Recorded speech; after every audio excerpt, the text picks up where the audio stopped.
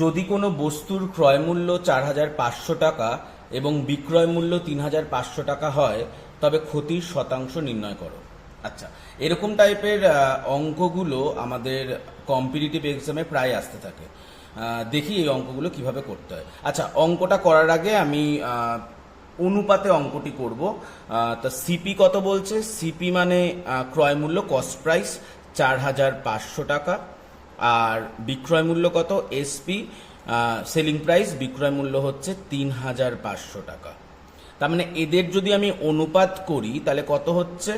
0 0 কাটলো, 5 7 35, 5 9 45, কত? 9:7। তাহলে আমার ক্ষতি কত হচ্ছে? ক্ষতি হচ্ছে 9 - 7 2। কার উপরে ক্ষতি বা লাভ হয়? সবসময় ক্রয় মূল্যের উপর লাভ হয়। ক্রয় সিপি কত? 9। আর শতাংশে চেয়েছে, তাই গুণ 100। তাহলে কত হচ্ছে? 200/9।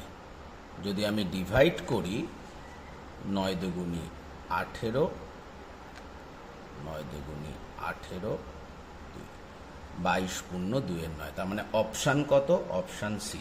আচ্ছা, এই অঙ্কটি আরআরবি গ্রুপ ডিতে এসছে, কিন্তু এরকম টাইপের লাভ ক্ষতির অঙ্ক কিন্তু প্রত্যেকটা পরীক্ষাতেই, সে তুমি যাই পরীক্ষা দাও না কেন, প্রত্যেকটা পরীক্ষাতেই কিন্তু আমরা দেখতে পারি। তাই অবশ্যই মন দিয়ে কনসেপ্ট ক্লিয়ার করবে।